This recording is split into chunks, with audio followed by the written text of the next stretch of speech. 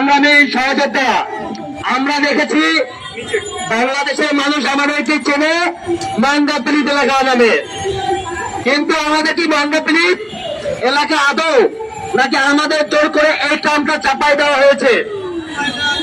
আমরা দেখি যে এই যে তিস্তা পরিকল্পনা নামে যে আমাদের যে মুড়া ঝুলিয়ে রাখা হয়েছে বছরের পর, সে সরকারে আসে, সে সরকারে বলে কি তিস্তা মহাপরিকল্পনা বাস্তবায়িত হবে, কিন্তু আমাদের এই দিন আর শেষ হয় না। এবং প্রতি বছরে আমরা দেখি কি আমাদের বন্যা আমাদের উপর দিয়ে বয়ে যায়, সরকার থেকেও সেভাবে বিবৃতি আসে না।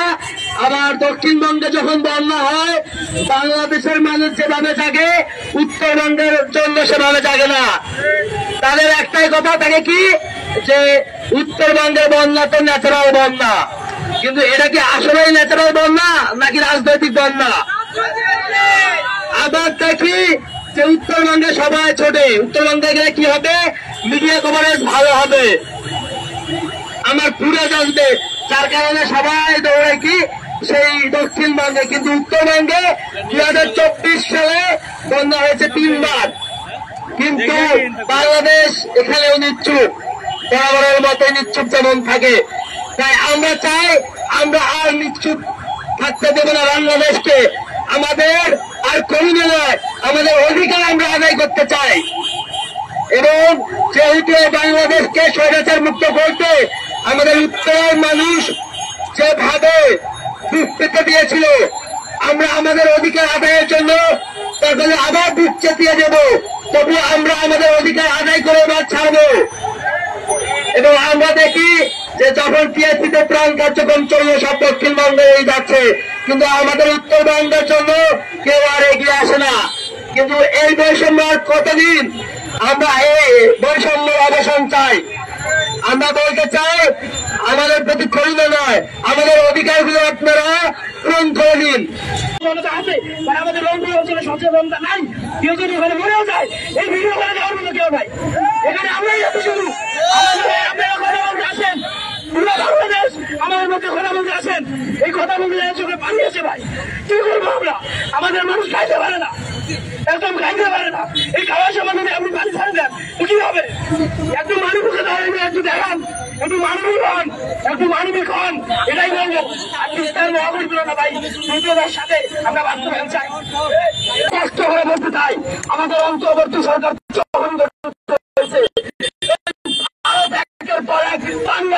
আমাদের সামনে হাজির হচ্ছে, ভারতে গিয়ে এইসব প্রেসক্রাইব করে ওই মোদীর দ্বারা এইসব করাচ্ছে।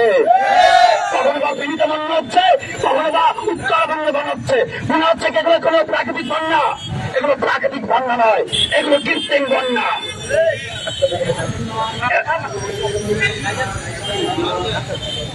হঠাৎ করে গজল জবাব ছেড়ে দেওয়া হবে আর উত্তরের জনপদ তছনছ হয়ে যাবে, এটা যেন আমাদের নিত্য ঘটনায় পরিণত হয়েছে। এবং এই পরিণতির পিছনে সবচেয়ে বড় দায়ী হচ্ছে বাংলাদেশের যতজন পররাষ্ট্রনীতি।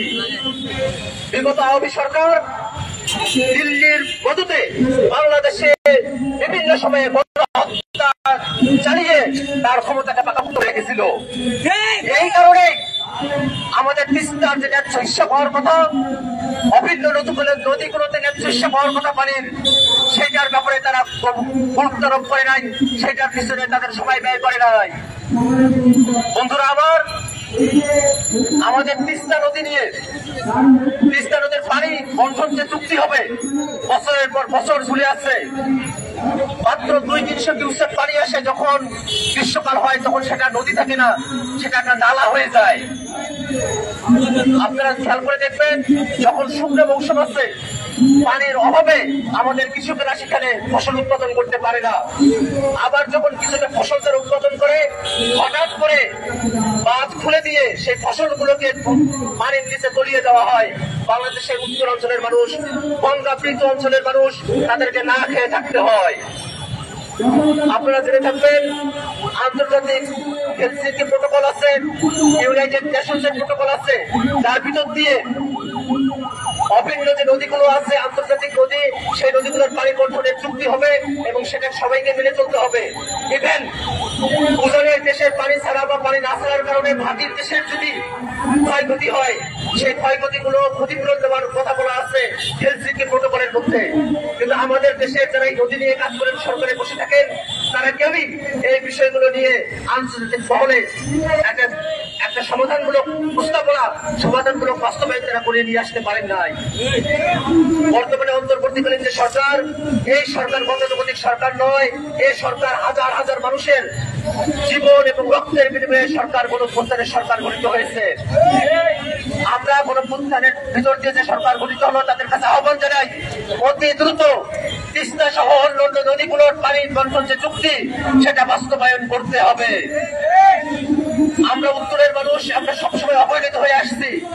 সমীক্ষায় এসেছে রংপুর বিভাগের 8টা জেলায় যে পরিমাণ বাজেট দেওয়া হয়, তার দ্বিগুণ বাজেট শুধু গোপালগঞ্জ জেলায় দেওয়া হয়। আমরা কোনো জেলা বিদ্বেষী নই, আমরা আমাদের রংপুরের মানুষের অধিকারটুকু বুঝে পেতে চাই। এই যে বাজেট গেল কিছুদিন আগে, রসিককে রংপুর সিটি কর্পোরেশনকে 1 পয়সা বাজেট দেওয়া হয় নাই, বেগম রোকেয়া বিশ্ববিদ্যালয়কে মাত্র 1 লক্ষ টাকা বাজেট দেওয়া হয়েছে। এর থেকে হাস্যকর কোনো অবদান আর হতে পারে না।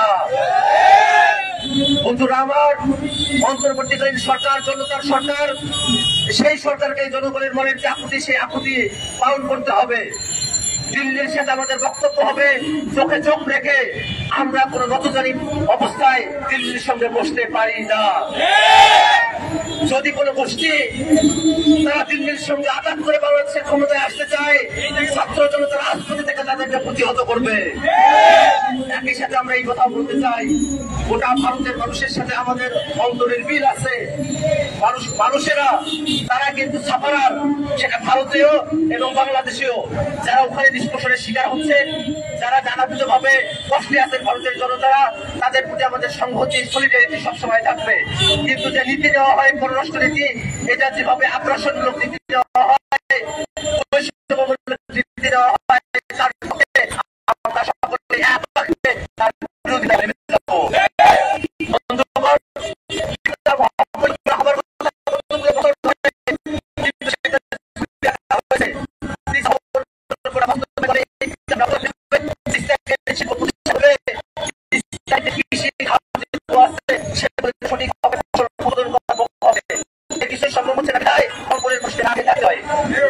আমরা দাবি জানাবো অতি সত্বর অন্তর্বর্তীকালীন সরকার তিস্তার পানি বন্টন চুক্তি এবং একই সাথে তিস্তার যে মহাপরিকল্পনা, সেটা বাস্তবায়নের কার্যকর উদ্যোগ গ্রহণ করবে।